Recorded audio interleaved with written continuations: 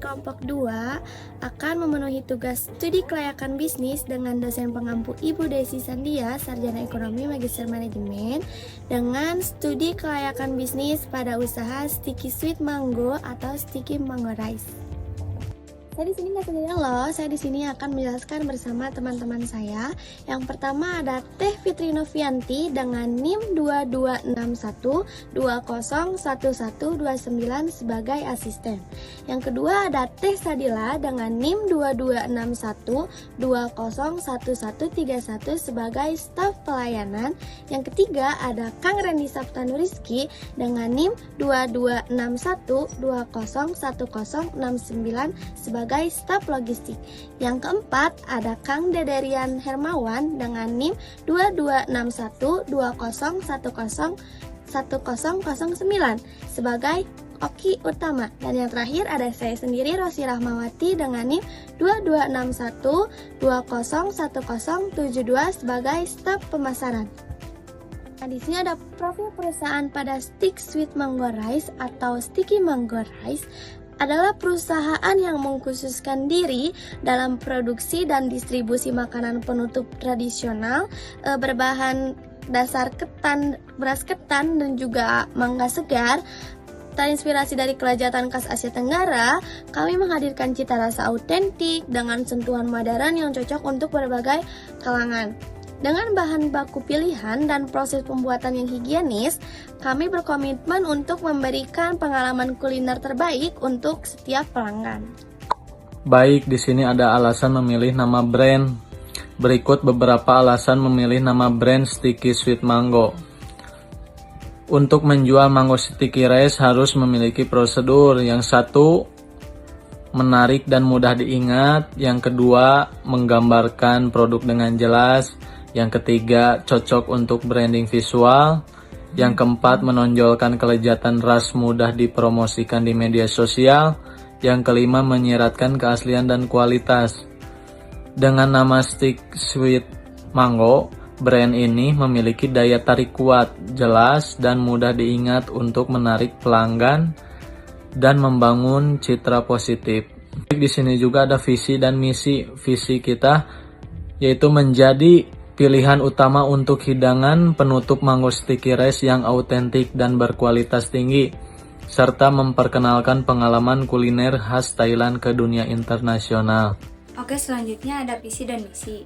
Yang pertama, menyajikan kualitas terbaik dengan menggunakan bahan yang segar dan berkualitas untuk menghasilkan cita rasa mangga dan ketan yang otentik. Yang kedua, ada menghadirkan cita rasa otentik untuk mengutamakan resep tradisional khas Thailand.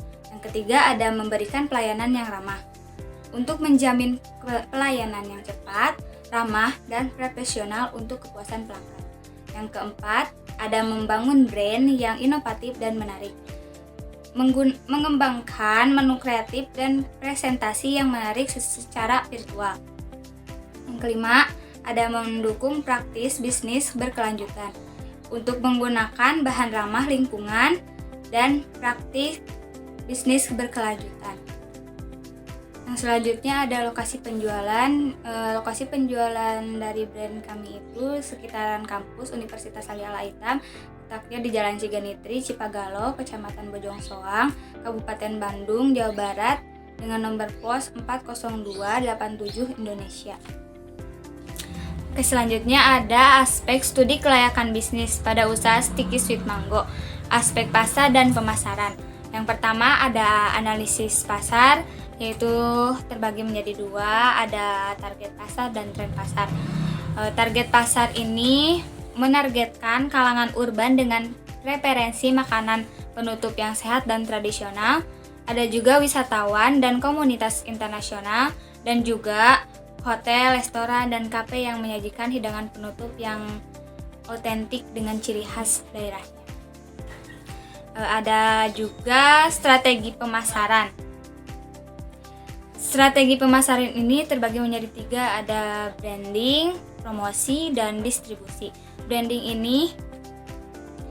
ini menonjolkan keaslian, rasa, dan bahan yang alami. Sedangkan promosi kita dilakukan pada media sosial seperti Facebook, Instagram, dan TikTok.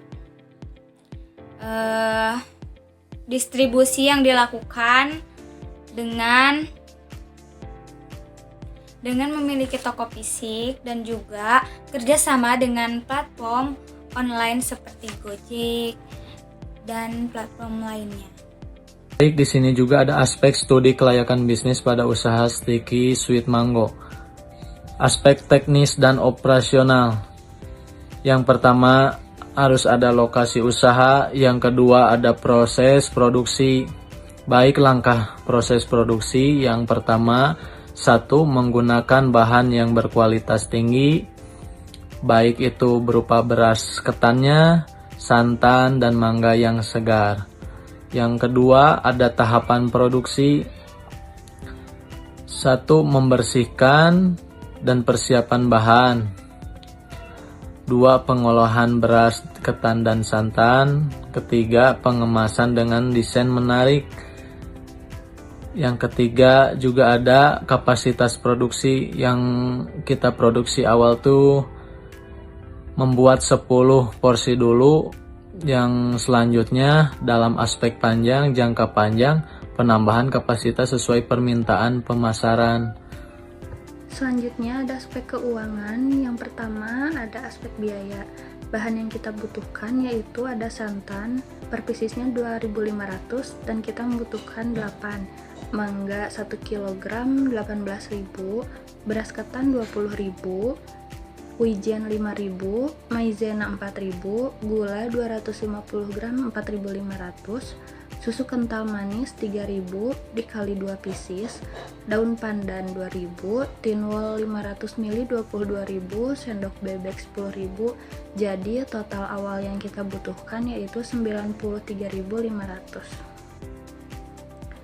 Selanjutnya proyeksi laba. Kita akan menjual per piecesnya dengan harga 12.000. 12.000 dikali 10 pieces 120.000. 120.000 dikurangi dengan modal awal yang tadi 93.500 sama dengan 26.500. Jadi proyeksi laba yang akan kita dapat yaitu 26.500 atau sekitar 22,1%. Yang terakhir yaitu menghitung BEP. Cara menghitungnya yaitu total biaya dibagi harga jual dikurangi biaya variabel. Total biayanya 111.500 dibagi harga jual 12.000 dikurangi biaya variabel 11.150.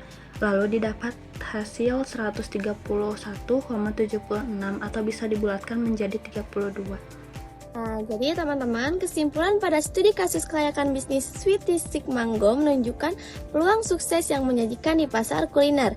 Keunggulan utama brand ini juga terletak pada kualitas produk, diferensiasi, dan penyajian yang autentik. Didukung oleh permintaan pasar yang terus berkembang, khususnya di kalangan anak muda dan pecinta kuliner lainnya, proyeksi keuangan menunjukkan potensi keuntungan yang baik. Strategi ramah lingkungan, manajemen risiko, dan pemenuhan perizinan semakin memperkuat keberlanjutan bisnis ini.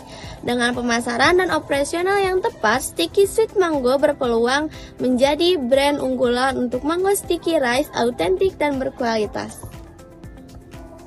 Sekian pemaparan materi dari kelompok kita. Mohon maaf jika ada kesalahan. See you next video. Tetap semangat, jangan menyerah ya. Bye-bye.